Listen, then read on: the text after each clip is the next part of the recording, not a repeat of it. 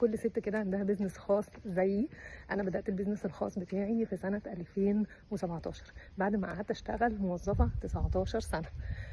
فطبعا اوريدي ان انا اشتغلت موظفه 19 سنه دي حاجه ساعدتني جدا جدا ان انا لما اقوم البيزنس الخاص يبقى عندي شويه خبرات ويبقى عندي شويه دروس مستفاده كده ان انا استعملهم وانا بشتغل في البيزنس الخاص. اربع حاجات، قاعده الاربعه بقى النهارده. اربع حاجات هحطهم اولويه طالما انا ست عندي بيزنس خاص.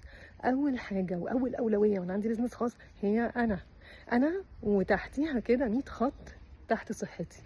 صحتي الذهنيه، صحتي النفسيه، صحتي البدنيه. لان لو انا صحتي مش تمام هشتغل في البيزنس شويه وبعدين هقع. ولما هقع العملاء بتوعي هيبتدوا يفقدوا المصداقيه فيا، لان انا مش واقفه على رجلي. خلينا نفكر كده في كل البيزنس اللي احنا اشتغلنا معاهم او اتبسطنا منهم، هنلاقي ان هم عندهم حاجه اسمها كونسيستنسي. خلاص، يعني هو مداوم على الحاجه اللي بيقدمها. فلو انا اهملت صحتي مش هقدر اقدم فكره المداومه للعملاء بتوعي. فنمره واحد صحتي. نمره اتنين عيلتي. كتير قوي بنعمل بيزنس خاص وبنوقع العيله، عيلتك ثم عيلتك ثم عيلتك عشان ما تندميش في المستقبل.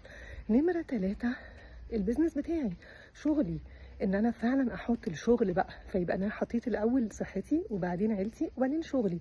ونمره اربعة مجتمعي. مفيش بيزنس فعلا بيكبر ويحصل فيه بركه غير لما يدي للمجتمع.